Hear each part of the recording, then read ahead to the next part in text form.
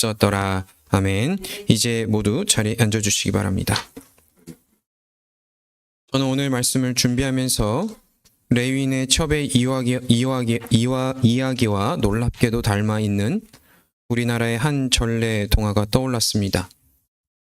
성경의 이야기와 그 전래 동화의 결말에 있어서는 전혀 다른 길을 걷고 있지만 그 이야기 속 담긴 구조만 놓고 본다면 너무나도 닮아 있었기 때문입니다. 그 전래 동화는 바로 무엇이었을까요? 제가 떠올랐던 그 전래 동화는 앞을 보지 못하는 아버지를 위해 어린 딸이 칠흑 같은 바다에 스스로 몸을 던진 이야기, 바로 심청전입니다. 심청전, 우리 어린 친구들은, 유스 친구들은 잘 모르죠? 우리 친구들을 위해서 간단히 그 내용을 요약해보면 이렇습니다. 옛날 어느 옛날 신봉사라 불리는 눈먼 아버지에게는 심청이라는 아주 어리고 이쁜 딸이 있었습니다. 어느 날 신봉사는 스님으로부터 이런 얘기를 듣죠. 공양미, 그러니까 쌀이죠. 쌀을 300석, 이게 저도 정확히 석이 어느 정도 규모인지는 잘 모르겠는데요. 아마 어마어마한 양이었던 것 같습니다. 공양미 300석을 바치면 눈을 뜰 수 있다는 말을 듣게 됩니다. 그 말을 들은 신봉사, 또 신봉사를 통해서 그 말을 들었던 심청은 그 쌀을 마련하기 위해서 자신의 몸을 상인들에게 팔기로 결심합니다. 당시 상인들은 인당수, 지금은 서해 쪽인데요. 서해 그 지역인데요. 인당수라는 말은 아주 깊은 물이라는 뜻입니다. 그 인당수를 무사히 건너기 위해서는 반드시 사람을 제물로 바치면 그 용왕님의 노여움을 또 풀린다고 하여 믿었기에 그렇게 심청은 항해 안전을 위해서 희생제물로 바다에 몸을 던지게 되죠. 그러나 그 이야기는 비극으로 끝나지 않아요. 우리가 이미 알고 있는 분도 계시지만 심청은 다시 살아나게 되고 신봉사는 눈을 뜨게 되며 이 이야기는 해피엔딩으로 마무리 짓게 됩니다. 우리는 이 이야기를 배우면서 늘 심청 앞에 같은 수식어를 붙여왔어요. 어떤 수식어죠? 효녀. 그렇죠.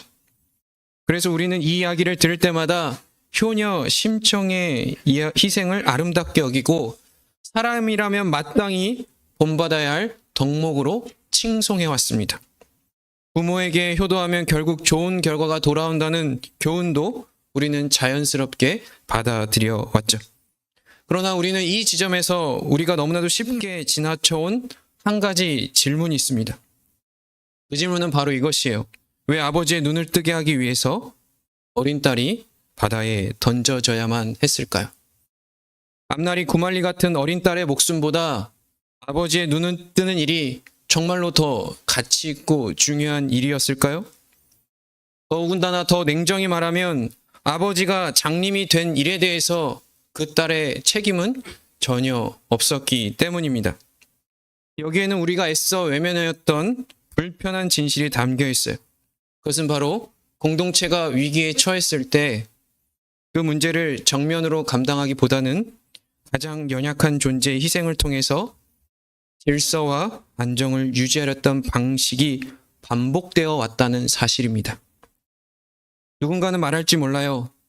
그것은 강요된 희생이 아니라 자발적 선택이었고 떠밀린 죽음이 아니라 효심이었다라고, 또 결국 모든 일이 잘 되지 않았느냐라고 반문할 수도 있을 것입니다.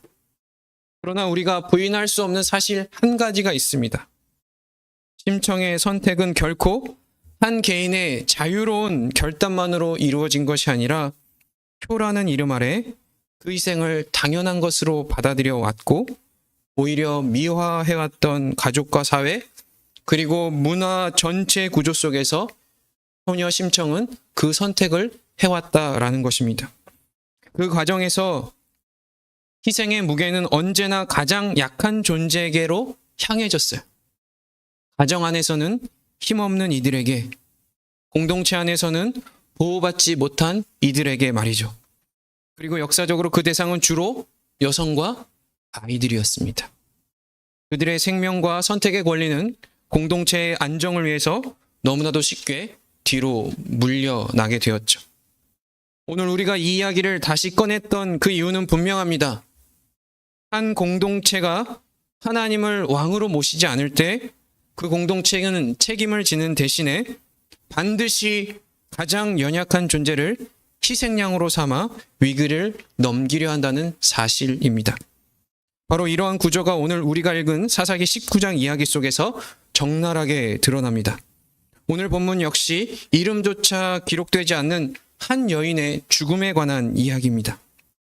그러나 우리는 이 이야기가 우리를 더 당혹스럽게 만드는 것은 이 여인의 죽음이 심청전처럼 숭고한 희생도 아니고 어떠한 보상으로 이어지는 죽음도 아니라는 점에 있습니다. 그리고 더 비극적인 것은 이 여인의 희생으로 말미암아 또 문제를 해결했음에도 불구하고 폭력과 무자비함은 더 이상 멈추지 않고 있다는 사실이에요. 오히려 그 잔인함과 폭력성은 계속해서 증폭되어서 공동체 전체를 파괴하는 방향으로 치닫고 있다는 사실입니다. 그렇다면 성경은 왜 그토록 이 참혹한 이야기를 우리에게 숨기지 않고 있는 그대로 기록하여서 우리에게 읽히도록 하였을까요? 하나님께서는 왜 이 이름 없는 여인의 비참한 죽음을 통해서 오늘 우리에게 무엇을 직면하게 만들려 하시냐라는 것입니다. 이제 우리의 시선을 심청전이 아니라 오늘 본문으로 돌려보도록 하겠습니다. 사사기 19장은 이렇게 시작하고 있어요. 이스라엘의 왕이 없을 그때입니다. 이 문장은 단순히 시대적 연대기의 이야기가 아니에요. 우리가 사사기 이야기를 계속해서 살펴보았듯이 이 한 문장은 사사기 전체를 관통하는 주제이자 오늘 이야기를 읽는 독자에게 미리 주어진 해석의 열쇠이기도 합니다. 다시 말해 사사기가 말하는 왕이 없음이란 통치체제의 부재를 말하는 것이 아니라 책임을 감당하는 주인이 사라진 상태를 의미하고 있습니다. 하나님을 왕으로 모시지 않는 사회에서는 옳고 그름만 흐려지는 것이 아니라 위기의 순간에 누가 책임져야 하는 그 책임의 자리에 서는지를 불투명하게 만들기 때문입니다. 그래서 지금부터 벌어지는 이 모든 일은 우발적인 실수나 개인의 일탈이 아니라 하나님을 왕으로 모시지 않는 사회, 개인, 공동체가 필연적으로 만들어내는 모습입니다. 동시에 우리 역시 하나님을 왕으로 모시지 않는다면 결코 예외가 될 수 없음을 우리에게 경고하는 말씀이기도 합니다. 오늘 본문 첫 장면에서 우리는 한 레위인을 만나죠. 그는 에브라임 산지에서 살고 있었던 사람으로서 베들레헴에 살던 한 여인을 자신의 첩으로 삼습니다. 여기서 거류라는 말은 원주민이라는 말이 아니에요. 그도 역시 나그네요, 객이라는 말입니다. 그는 공동체의 중심이 아니라 주변부에서 머물고 있었던 사람입니다. 여러분, 근데 그냥 평범한 사람이 아니라 그 사람은 뭐라고 했죠, 지금? 첩을 둔 사람이에요.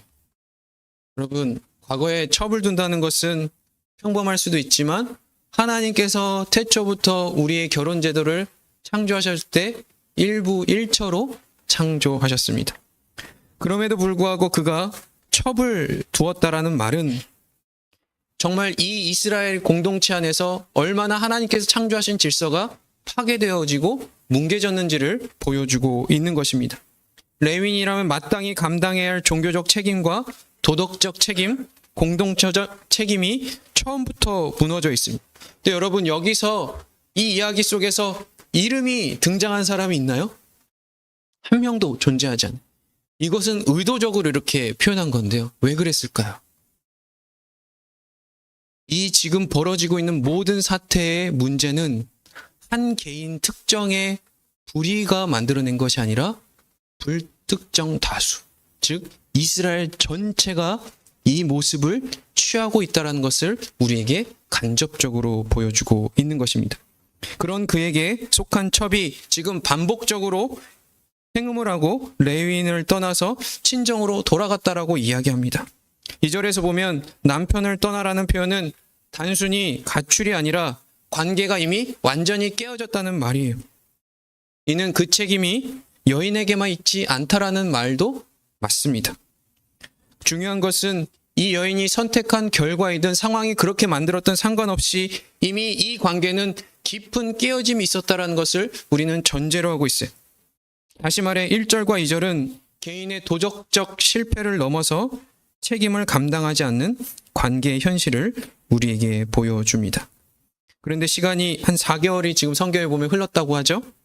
그때 레위인은 어떤 마음에 갑자기 마음이 바뀌었는지 첩을 데리러 갑니다. 그러면서 그는 다정하게 말하여 그를 데려오고자 했다라고 표현하죠.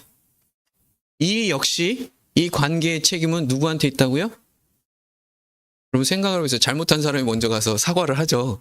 그런 것처럼 달콤한 말로 지금 그 여인을 데리고 오겠다라고 다짐했다는 그 말은 그 관계의 틀어짐의 책임이 남편에게 있었다는 말입니다. 그러나 그 상황이 어떻게 됐든 상관없이 그는 장인에게 환대를 받죠. 아마도 장인은 이렇게 생각했을 거예요. 남편이 드디어 찾아왔으니 이제 딸도 정상적인 삶을 살 수 있을 것이라는 마음을 갖고 최대한 자기가 할 수 있는 환대를 다 해서 해줬을 것입니다. 그런데 여러분, 이 환대는 이상할 정도로 집요해요. 레위인이 떠나려 할 때마다 어떻게 해요? 장인이 붙잡죠. 결정을 미루게 합니다. 환대처럼 보이지만 사실 이것 역시 누구도 결단하지 않고 책임지려 하지 않는 지연의 시간일 뿐입니다. 그리고 이 지연의 시간이 결국 비극의 단초를 만들어내죠. 마침내 레위인은 장인의 만류를 뿌리치고 어떻게 해요? 자기 갈 길을 갑니다. 밤이 늦어서 여부스에 이르렀을 때 여부스에 머물지 않고 베냐민의 지파의 땅이었던 기브아로 향합니다. 왜요? 여부스는 어떤 땅일까요? 성경에 나오는데 예루살렘이라고 하죠. 근데 지금은 다윗이 그 여부스를 침략하지 않고 예루살렘으로 삼지 않았기 때문에 아직 이방인들이 살고 있었던 땅입니다. 그래서 하나님의 백성의 성읍에서 밤을 보내야겠다는 생각으로 여부스에 머물지 않고 기브아까지 억지로 가게 됩니다. 그런데요, 바로 이 지점에서 독자의 기대를 무너뜨리고 있습니다. 하나님의 백성이라고 불렸던 그 성읍에서 아무도 그를 맞아들이지 않고 있다는 사실이에요. 여러분, 고대 근동사회에서 나그네를 맞아들이는 것은 단순한 예의가 아니라 공동체의 책임이에요. 여러분, 오늘 현대사회, 특별히 미국 개인주의가 발달된 사회에서 누가 와가지고 하룻밤 재워주세요 그러면 어떻게 해요? 장롱에 있던 총 들고 나오죠. 그런 사회가 아니에요. 이것은 공동체의 의무입니다. 그러나 이 상황을 보면 이 공동체가 가져야 될 의무에 대한 책임을 아무도 감당하지 않아요.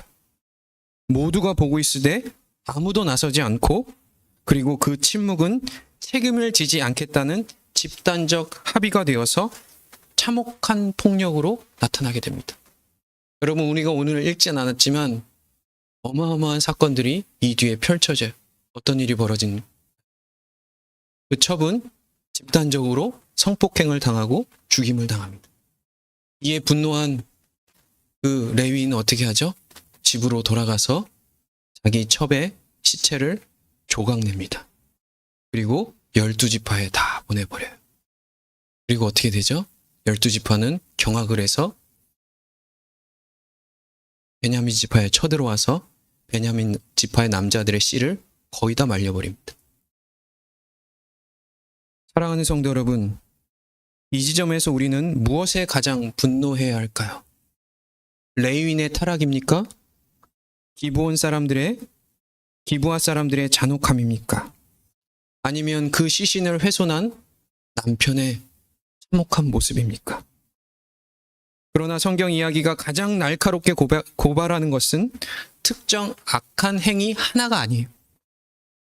이 모든 과정 속에서 단 한 사람도 자기의 자리에 서서 책임을 감당하지 않고 있다라는 사실이에요. 누구도 멈추지 않고, 누구도 하나님 앞에 묻지 않으며, 누구도 여기까지 말하고 있지 않아요. 모두가 자기에게 주어진 상황 속에서 책임을 다른 이에게 넘기고 있죠. 그 결과 문제를 해결하는 방식은 언제나 같았습니다. 가장 연약한 존재를 희생양으로 삼는 거예요.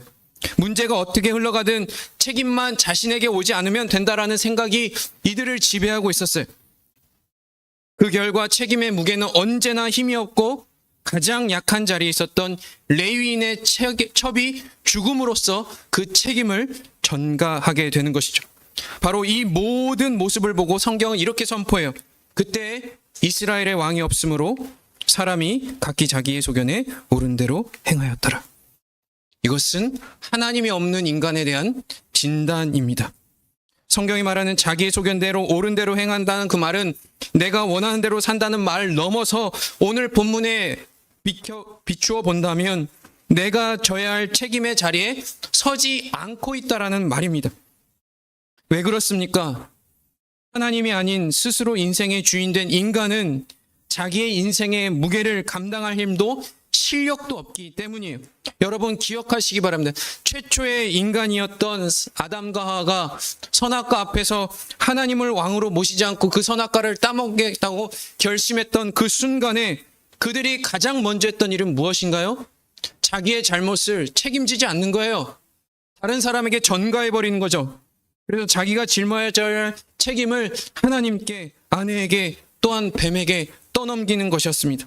창세기 3장 12절 13절 말씀이 이렇게 기록하고 있습니다. 아담이 이르되 하나님이 주셔서 나와 함께 있게 하신 여자가 그가 그 나무의 열매를 내게 주었으므로 내가 먹었나이다. 13절에 이렇게 기록해요. 여자가 이렇게 이야기합니다. 여자가 이르되 뱀이 나를 꾀어므로 내가 먹었나이다. 이는 양심이 없어서가 아니에요. 태생적으로 글러먹어서도 아니에요. 도저히 그 책임의 무게를 감당할 길이 없기 때문입니다. 죄의 책임을 인정하는 순간 그 책임을 감당해야 하는데 죽음 외에는 지불할 능력이 없기 때문이죠. 이처럼 하나님이 없는 인간의 가난함과 비천함과 답이 없음이 한 여인을 죽음으로 끝까지 전가시킴으로 인해서 드러나는 현장이 바로 오늘 우리가 읽었던 사사기 19장의 이야기입니다. 그래서 성경은 이 모든 비극을 이스라엘의 왕이 없을 그때라고 한마디로 요약하고 있는 것입니다. 그런데 여러분, 이런 비참한 인생의 한복판에 하나님이 찾아오셨습니다. 스스로 주인되어 살면 자유로울 것 같지만 정작 할 수 있는 일이라는 것은 자신의 책임을 남에게 떠넘기는 것이 전부인 이 비참한 현실 속에 하나님이 찾아오셨다고요. 그냥 오신 것이 아니라 우리를 만나기 위해서 우리가 져야 할 책임을 그분이 직접 짊어지셨습니다. 레위인은 자신을 대신하여 첩을 불량배들에게 내어주며 자신의 책임을 외면했지만 하나님은 당신의 독생자를 십자가에 내어주셨습니다. 그리고 우리에게 이렇게 말씀하시죠. 얘들아, 따라 집에 가자. 내가 감당해야 할 모든 것을 내가 다 해결했다. 이제 더 이상 책임을 남에게 떠넘기지 말고 나와 함께 세상을 책임있게 살아가자라고 지금 말씀하고 계십니다. 사랑하는 성도 여러분, 하나님께서 대신 책임져 주시는 인생이 얼마나 복되고 부유한지 아십니까? 사사기 다음에 이어진 성경은 어떤 성경이죠? 룻기입니다. 사사들이 활동하던 시대에 베들레헴이라는 곳에 나오미라는 여인이 살고 있었습니다. 기근 앞에서 언약 백성으로 책임을 내려놓고 모압으로 갔지만 그는 모든 것을 잃어버린 채 다시 돌아오게 되죠. 마치 오늘 레위인처럼 말이에요. 그러나 나오미는 자신의 실패, 자신의 잘못을 다른 사람에게 전가하지 않아요. 오히려 다른 사람들에게 이렇게 말해요. 나를 나오미라 부르지 마라. 마라라 부르라. 왜냐하면 자신의 현실을 하나님 앞에서 책임으로 받아들였기 때문이죠. 바로 자신의 위에 또한 자신의 잘못 위에 하나님께서 분노하셨다라고 그는 받아들이고 있는 것입니다. 그런데 놀랍게도 하나님 그 인생을 어떻게 바꾸셨나요? 여전히 자신의 인생을 말하라, 또 쓴물이라고 벗어나지 못할 것이라고 생각했던 그의 인생에 하나님은 놀라운 것으로 채우십니다. 바로 그의 가문에서 다윗이 태어나게 하셨고요. 그의 가문에서 예수 그리스도를 탄생시키셨습니다. 여러분, 이 말은 나오미가 잘못했더니 하나님께서 그 잘못에 대한 보상으로 이런 영광스러운 것을 채워주셨다는 말이 아니라, 나오미가 자신의 잘못을 인정했다는 것, 사람들 앞에서 책임을 다른 곳에 돌리지 않고 다 내 잘못이라고 말했다고 해서 하나님이 뭐 운동하셨을까요? 그럼에도 불구하고 그 작은 책임의 자리에 서 있을 때 하나님께서는 우리에게 감당할 수 없는 것으로 채우시겠다는 그 약속이 이 룻기서에 담겨져 있는 것이죠. 이처럼 이 본문이 우리를 여기까지, 극심한 이야기를 통해서 여기까지 우리를 몰아붙이는 이유는 단 한 가지입니다. 인간에게는 자신의 인생을 책임질 능력이 없다라는 것입니다. 하나님이 없는 인생, 스스로 주인되어 살아가는 인생은 결코 자신의 삶의 무게를 감당할 힘도, 심판을 책임질 힘도 없습니다. 그저 이 세상을 살아갈 동안에 오직 타인을 희생을 물을 삼아 오늘 하루를 그저 살아낼 뿐입니다. 그러나 하나님의 자녀는 다르고 달라야 합니다. 왜냐하면 예수 그리스도께서 우리의 모든 허물을, 또한 죄책을 책임지셨기 때문입니다. 그러므로 우리는 더 이상 타인을 희생물 삼아 살아갈 필요가 없어요. 더 이상 주변을 파괴함으로 내 존재를 보호할 필요도 없습니다. 왜냐하면 우리의 실패와 우리의 패배가 끝이 아니라 이제는 그 실패를 하나님께서 어떻게 하신다고요? 의미 있게 만드시겠다고요. 하나님 안에서 영광스럽게 만드시고 우리를 자라나게 하시고 우리를 하나님의 형상으로 만들어 가시기 때문입니다. 여러분, 부끄러운 행동과 언어를 사용하셨습니까? 그러면 부끄러움 속에서 용서를 구하십시오. 손해를 보기 싫어 눈을 감고 모른 척하고 지나가셨습니까? 그렇다면 용기를 내어 누군가의 편이 되어 그의 손을 붙잡아 주십시오. 책임져야 할 자리에 있으면서도 물러서셨습니까? 도망치지 말고 하나님 앞에서 그 자리에 그대로 서 계십시오. 하나님을 왕으로 모시기로 살아가는 삶이란 죄를 안 짓는 거룩한 것이 아니라 바로 내가 책임져야 할 자리에서 물러서지 않는 것입니다. 하나님을 왕으로 모시고 살아가는 삶이란 내 삶의 무게를 외면하지 않는 것이고 기꺼이 나를 내어주는 삶입니다. 그러므로 귀하신 성도 여러분, 여러분에게 주어진 책임의 자리에 회피하지 마십시오. 그것이 여러분에게 감당해야 할 하나님이 주신 은혜요, 또 하나님이 주신 축복의 자리입니다. 그것이 바로 하나님께서 역사하신 자리이기에 하나님께서 십자가의 자리에서 부활의 영광을 만들어내셨듯이 여러분이 지어가는 그 십자가를 통해서 하나님께서는 반드시 영광의 능력을 나타내실 것입니다. 그 영광의 주인공이 되시기를 예수 그리스도 이름으로 축원드립니다. 이제 다 같이 자리에 일어나셔서 오늘 들으신 말씀을 가지고 찬양 이후에 함께 기도하는 시간을 갖도록 하겠습니다.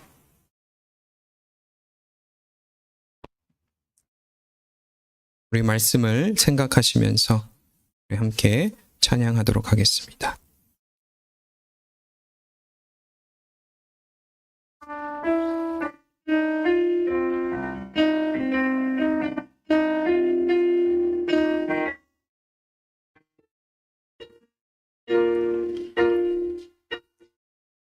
나의 사랑, 나의 사랑, 너는 어여쁘고 참 귀하다. 어느 보석보다 귀하다. 내가 사랑스럽지 않을 때 너를 온전히 사랑하고 너와 함께하려 내가 왔노라. 주의 사랑, 주의 사랑, 이 사랑은 결코 변치 않아. 모든 계절 돌보시네. 풀은 마르고 꽃은 시드나 주의 말씀은 신실해. 실수가 없으신 주만 바라라. 주님의 나라와 주님의 나라와 뜻이 나의 삶 속에 임하시며 주님 알기를 주만 보기를 소망해 거룩히 살아갈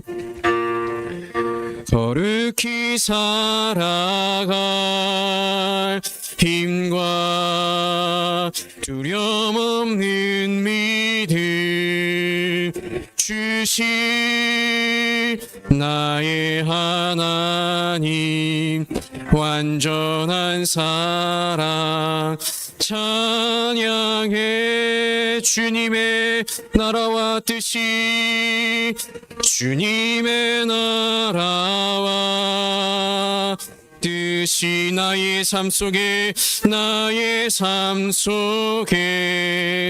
임하시 주님 알기를 주만 보기를 소망해 거룩히 살아갈 힘과 거룩히 살아갈 힘과 두려움 없는 믿음 주신 나의 하나님 완전한 사랑 찬양해. 아멘. 이 시간 들으신 말씀을 기도할 때 이렇게 기도했으면 좋겠습니다. 하나님 아버지, 우리는 많이 놀라게 됩니다. 사람이, 하나님의 백성이 어떻게 이렇게 비참한 지경에 이르게 될까라고 말이죠. 그러나 이것은 결국 하나님 없는 인생의 가난함과 답이 없는 정황으로 생겨난 공포와 두려움이 만들어낸 자연스러운 결과라는 것입니다. 그러나 주님께서 우리에게 그 공포와 두려움에서 벗어나기 위해 참 자유를 가지고 살게 하기 위해 친히 뒷걸음치지 않고 내가 책임져야 할 형벌의 무게를 감당하셨다면 예수 안에서 참 자유를 누린 자답게 우리에게 주어진 자리에서 열매 맺는 삶을 살게 하여 주옵소서. 회피가 아니라 끌어안게 하시고 도망이 아니라 붙잡게 하사 내가 있는 곳, 내가 마주하는 사람들에게 따라올 수 없는 어떤 격차를 보여주는 삶이 아니라 바로 예수 그리스도의 구원을 보여주는 삶이 될 수 있도록 우리를 인도하여 달라고 다 같이 간절한 마음으로 기도의 자리로 나아가도록 하겠습니다. 기도하시겠습니다. 하나님, 주님, 우리가 주님을 바라보게 됩니다. 오늘 말씀을 통해서 하나님이 없는 인생의 비참함이 얼마나 크고 얼마나 하나님 참혹한지를 우리는 보게 됩니다. 하나님, 그저 우리는 살기 위해서 하나님 우리의 책임을 다른 사람에게 전가한 것으로 여기고 살아가고 있습니다. 내가 이렇게 하지 않으면 내가 성공할 수 없고 내가 이렇게 하지 않으면 나도 피해자가 될 수밖에 없다라는 하나님 그 변명 가운데 우리가 우리의 인생을 살고 하나님 그것이 마치 우리의 인생의 성공이 법칙인 양 하나님 우리 인생의 답인 양 살아가고 있었던 것이 우리들의 모습이 아닙니까? 그러나 하나님 오늘 말씀을 통해서 우리가 보게 되는 것은 하나님을 아버지로 모시지 않고 하나님을 왕으로 모시지 않는 인생이 겪게 될 그 가난함과 답이 없음이 만들어낸 공포와 두려움 속에서 나타낸 결과라는 것들을 우리는 보게 됩니다. 그러나 하나님 주님께서 우리에게 그 공포와 두려움에서 벗어나기 위해서 하나님 당신은 친히 뒷걸음치지 아니하시고 내가 책임져야 할 형벌의 무게를 감당하셨다는 것들을 우리는 보게 됩니다. 그러나 하나님 우리는 여전히 주의 복음의 능력, 주의 십자가의 능력을 바라보면서도 여전히 하나님 책임지는 자리가 아니라 하나님 책임을 다른 사람에게 전가하는 자리에 있진 않았습니까? 내가 잘못을 했음에도 불구하고 저 사람이 잘못돼서 이 문제를 만들어냈다라고 이야기하고 있진 않습니까? 하나님 내 인생이 이렇게 꼬이고 어려움 가운데 있는 것은 내가 잘못한 것이 아니라 하나님 내 남편을 잘못 만난 것이며 내 아내를 잘못 만난 것이며 내가 직장을 잘못 만난 것 그 결과 때문이라고 말하고 있진 않습니까? 주여, 우리가 주리 다시 한번 주의 말씀 앞에서 우리 자신을 돌아볼 수 있게 하여 주옵소서. 내가 책임져야 할 그 자리 가운데 우리가 당당히 서서 나갈 수 있게 하여 주옵소서. 회피가 아닌 끌어안게 하시고 도망이 아닌 그 자리에 머물러 서서 주님의 영광 가운데 우리가 우리의 삶의 자리에 삶의 무게를 감당하며 살아갈 수 있도록 주님이여 인도하여 주옵소서. 하나님, 우리의 인생은 어떠한 인생이었습니까? 우리의 책임을 지지 않고 어떻게 하면 내 책임을 다른 사람에게 전가할 수 있을까라는 모습으로 살아오진 않았습니까? 내 인생이 이렇게 힘든 것은 우리의 부모가, 우리의 남편이, 우리의 자녀가, 내 직장이, 내 신분이 이러한 문제를 만들어냈다라고 책임을 전가하며 우리는 살아오지 않았습니까? 그래서 이것이 해결되어 내가 행복할 수 있다라고 말하고 있지는 않습니까? 내가 이것이 해결되어야 내 인생이 성공할 수 있다, 내 인생에 의미를 부여할 수 있다라고 말하고 있지는 않습니까? 주님, 그러나 오늘 말씀을 통해서 우리가 보게 되는 것은 하나님이 없는 인생이 그러하다는 것입니다. 하나님이 없는 인생, 하나님을 왕으로 모시지 않는 인생은 스스로 주인 될 뿐만 아니라 자기에게 주어진 인생의 무게의 짐을 감당할 수 없다라는 사실입니다. 이 시간 다시 한번 주의 말씀 앞에 서서 주님께서 우리에게 주신 그 은혜와 그 사랑의 깊이가 무엇인지 다시 한번 깨닫게 하시고, 그 사랑의 무게만큼 우리도 주님과 함께 그 책임의 자리에 당당히 서서 주님이 바라시는 하나님의 나라와 하나님의 뜻을 우리의 삶 가운데 이루어 드릴 수 있도록 주님 인도하여 주옵소서. 그저 우리의 성공이 세상이 쫓아오지 못할 그 넘쳐나는 권세와 권력과 힘이 우리에게 주어진 것으로 우리가 성공했다 말하는 것이 아니라 하나님의 형상에 가까우며 주의 십자가의 길을 나도 짊어졌다라는 그 책임의 무게만큼 우리가 우리 인생이 복되다라고 말할 수 있고 우리 인생이 승리했다고 말할 수 있는 그런 거룩한 백성, 또 거룩한 교회가 될 수 있도록 주님 인도하여 주옵소서. 이제는 우리를 사랑하사 그 사랑의 무게를 피하지 않고 당당히 짊어지시기 위해서 십자가에 오르신 성자 하나님의 은혜와 당신의 독생자를 십자가로 책임지는 자리로 밀어넣으신 것 같이 우리도 책임의 자리로 밀어넣으시는 성부 하나님의 사랑하심과 우리가 포기하려는 그 자리에서 다시 어깨를 두드리시며 다시 시작하도록 인도하시는 성령 하나님의 감화감동, 인도교통 축복하심이 오늘 말씀을 통해 하나님을 상실한 인생의 가난함이 만들어낸 파괴와 폭력적 삶이 아니라 예수를 심장에 담아 살아가는 부요함과 고급함이 책임지는 자리에서 도망치지 않기로 결단하는 성도들과 그들의 자녀들 위해 또한 선교사들과 그들의 사역 위에 이제로부터 영원토록 함께 있을지어다. 아멘.